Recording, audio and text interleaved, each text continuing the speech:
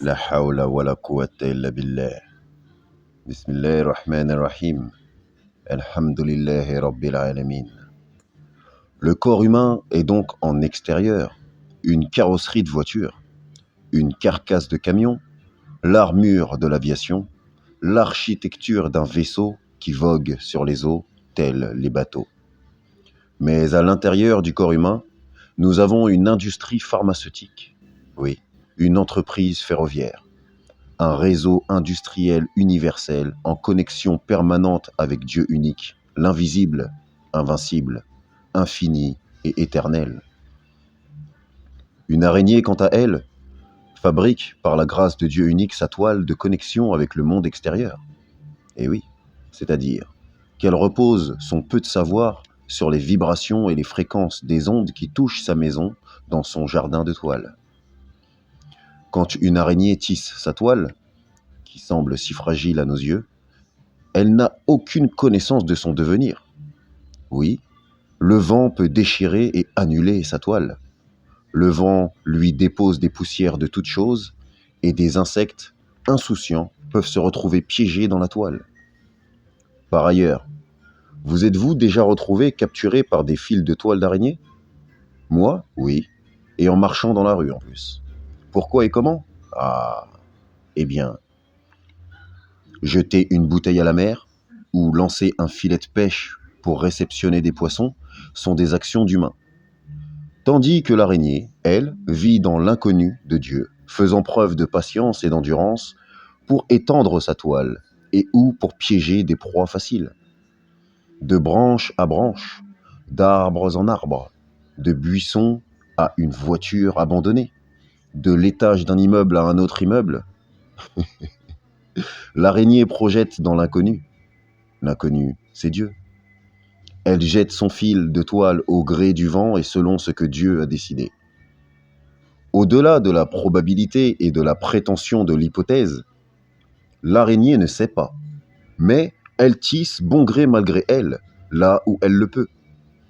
Voilà pourquoi il se peut qu'en rentrant chez vous ou en marchant dans la rue, un fil de toile s'agrippe à votre tête ou encore s'attache à vos vêtements.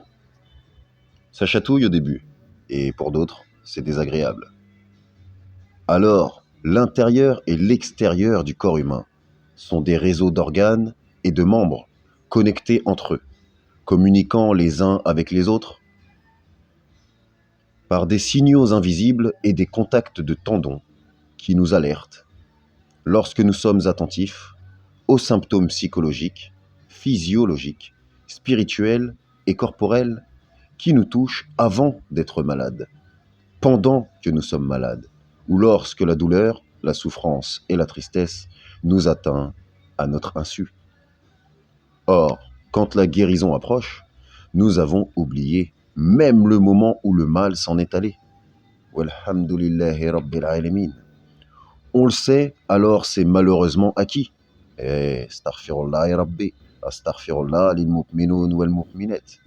Et pour les croyants, Dieu se révèle à nous au travers des maladies, par le biais de différentes épreuves matérielles, physiques et psychologiques, pour purger et forger, nettoyer et purifier les cœurs et les âmes sincères des gens pieux.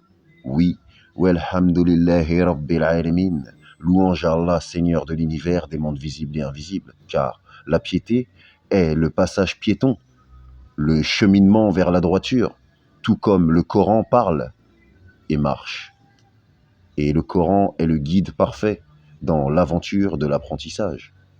Car certes Dieu est le sage, parfaitement connaisseur de tout ce qui existe et de l'inconnaissable. Dans la gastronomie et le culinaire, tout comme dans la médecine et la mécanique, savoir c'est bien, mais apprendre c'est mieux. Et dans chaque recette, il y a les tenants et aboutissants, le fond et la forme, les ingrédients, le matériel et les outils. Ainsi, l'ustensile, pour être utile, par Dieu unique, est comme le clignement de l'œil ou le battement des cils. Il faut un temps pour chaque chose. Je suis donc né de terre, de poussière, de sable, d'argile et d'eau d'un liquide inconnu, et d'un souffle de vie, permettant à mon esprit de parachever mon apprentissage en constante expansion dans l'ignorance de l'inconnu inconnaissable. Alors, pour se rapprocher de notre Créateur par la foi et la sincérité, je découvre chaque jour, chaque seconde, chaque instant, une goutte incognito, microscopique, de la grandeur d'Allah, majestueuse, par le biais de ses signes à lui, ses créations à lui et ses créatures à lui. Wa Allahu Akbar.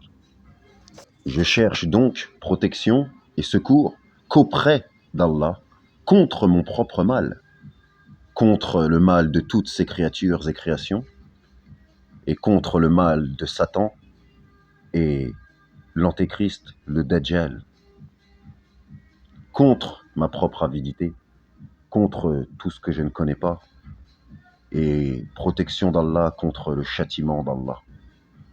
Wa Allahu Akbar. Amin ya Rabbi. Assalamu alaikum wa rahmatullahi wa barakatuh à toutes et tous. Je vous aime, je vous aime, je vous aime, mais je n'adore qu'Allah. La ilaha illallah. Ashhadu anna Muhammad Rasulullah.